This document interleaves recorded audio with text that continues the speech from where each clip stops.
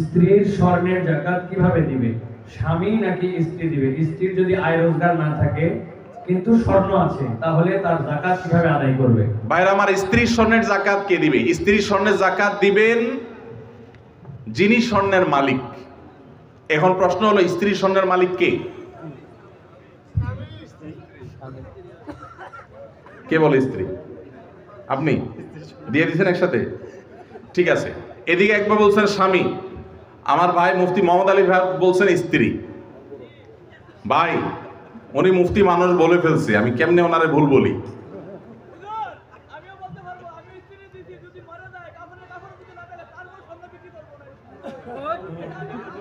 মাশাআল্লাহ মাশাআল্লাহ,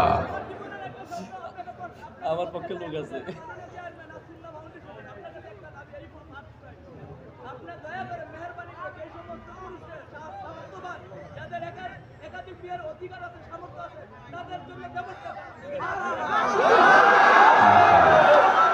যুবক পোলাপান একটাই পায় না, আপনি কোন একাধিক?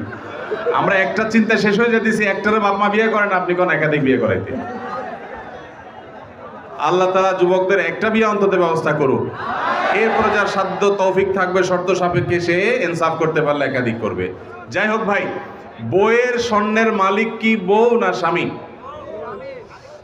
এটা নির্ভর করে যে স্বামী আসলে তাকে দিলে কিভাবে দিয়েছে। ধরুন এটা স্বামী দিছে বা বাপের বাড়ি থেকে পাইছেন, স্ত্রীকে যদি দিয়ে দেন তাহলে তার মালিক স্ত্রী এবং সেটা যাকাত তাকে দিতে হবে।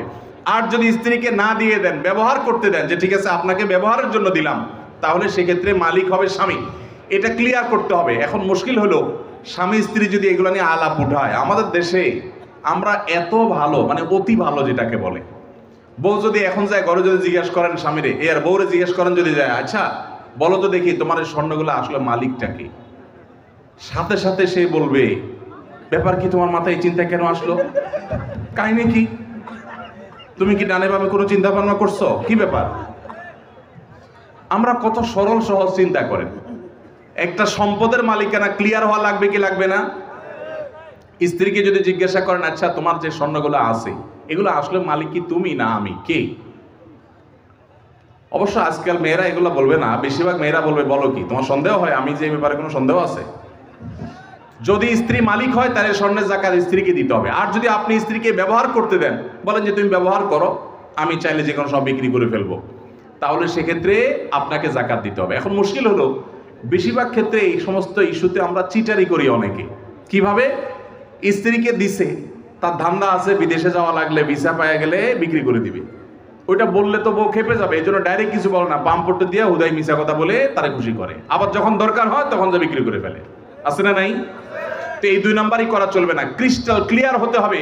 আরবিতে একটা প্রবাদ আছে, তাআমালু কালা জানিব ওয়া তাআশারু কালা কারিব।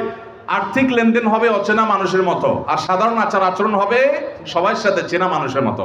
এই জন্য ক্লিয়ার করবেন। এখন প্রশ্ন হলো, স্ত্রী যদি স্বর্ণের মালিক হয়, উনি কোত্থেকে যাকাত দিবেন? তার তো উপার্জন নাই। উত্তর হলো, তিনি প্রয়োজনে স্বামীর থেকে নিয়ে দিবেন।